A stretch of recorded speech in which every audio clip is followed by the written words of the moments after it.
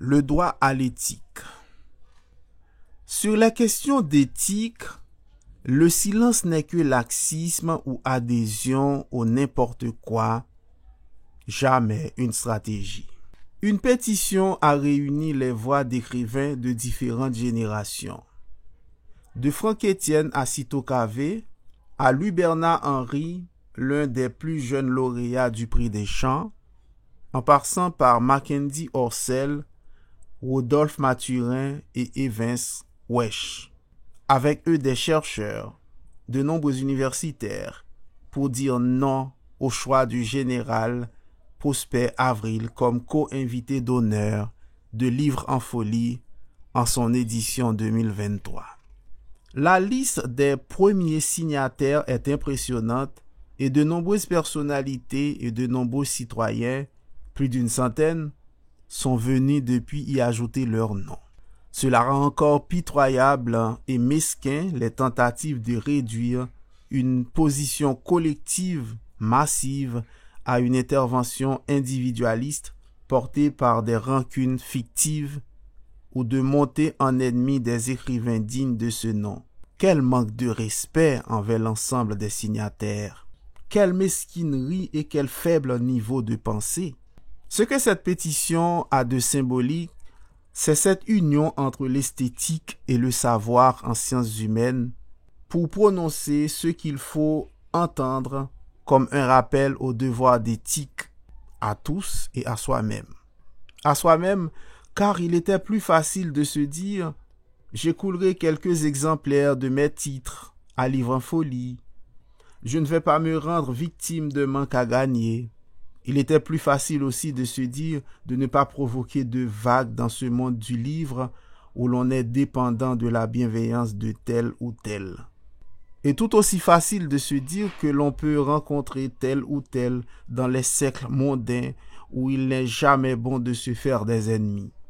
Et plus facile encore de se dire que les pétitions ne servent à rien, que de toutes les façons, le mal haïtien est inguérissable. Ou comble du pessimisme, considérer cette pétition comme une énième preuve que les Haïtiens ne peuvent pas s'entendre. À tous, les Haïtiens s'entendre. Mais autour de quoi? Et à partir de quoi sinon autour et à partir de principes éthiques? Ce discours haïtien qui ne peuvent pas s'entendre, des acteurs de la crise qui ne peuvent pas s'asseoir ensemble a quelque chose de terrifiant, car il ne reconnaît pas d'incompatibilité, d'inacceptable.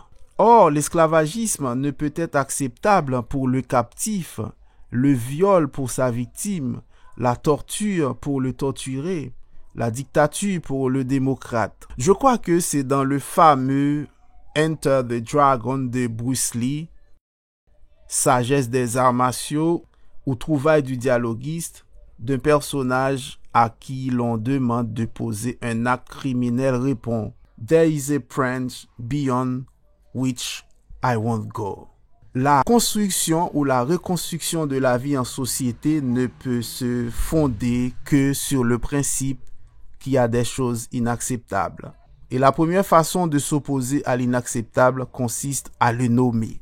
Je n'aime pas les expressions « un pays n'est pas une savane ». Pourquoi dire du mal des savanes? Mais il est vrai qu'on a voulu faire d'Haïti un lieu sans repère éthique, un lieu dit sans notion de l'inacceptable. Installer ce pays dans une routine du tout peut se faire, où toutes choses sont égales. Des élections truquées, des conseils électoraux au service des futurs gagnants, des criminels notoires qui se pavanent, des violeurs qui font leur prêchi-prêcha, des positions ouvertement anti-républicaines exprimées librement, des apologies publiques du crime, du pillage des ressources publiques, comme si ici, toutes choses étant égales, on peut faire avec tout, faire la paix avec tout. Faites le moindre de rappel d'ordre éthique et l'on vous traitera de radical. Dans le sphère dirigeante haïtienne, le rappel au devoir d'éthique est plus souvent sanctionné que l'action criminelle. L'important dans la portée symbolique de cette pétition n'est pas le général Avril. Le jugement appartient à l'histoire. ce n'est pas le cible que fait l'événement. L'important, c'est ce choix de dire, d'oser collectivement cet acte symbolique, de rappeler qu'il ne peut y avoir de construction sociale humaniste sans cette notion de l'inacceptable, de forcer, au moins, de mettre cela en discussion. Trop de gens parmi ceux qui disent chercher des solutions à la crise haïtienne font l'économie de tout principe éthique. Non, on ne peut pas tout faire avec tout le monde et on ne peut pas s'accommoder de tout pour construire une société tendant vers plus de justice ou de bien-être pour tous. L'important, c'est ce choix de dire, d'oser collectivement cet acte symbolique, de rappeler qu'il ne peut y avoir de construction sociale humaniste sans cette notion de l'inacceptable. L'on dira, et remarque a été faite par Liliane Pierre-Paul dans son inévitable journal de 4 heures, après sa lecture de la pétition, que le jugement éthique ne doit pas choisir des cibles au gré du tempérament, de l'amitié ni des attaches sociales. Et l'on aura raison de dire cela. Pourquoi un tel et pas tel autre? Tous donc. Dans la vie publique actuelle, il y a beaucoup de bénéficiaires d'une tolérance qui ne nous fait pas honneur et qui, surtout, ne nous rend pas service. Cette pétition est, pour avoir porté à faire ce rappel, une petite victoire de l'éthique contre le laisser-aller, contre cette routine du tout est acceptable. Et qu'elle vienne d'écrivains et de chercheurs de différentes générations est un bon signe. C'est massivement que le monde de l'art, de la culture, de la pensée a signé ce nom ferme. Mais elle ne vaudra pas le temps long que si elle inaugure une constante. Sur les questions d'éthique, le silence n'est que laxisme ou adhésion au n'importe quoi, jamais une stratégie. Le silence assure l'impunité.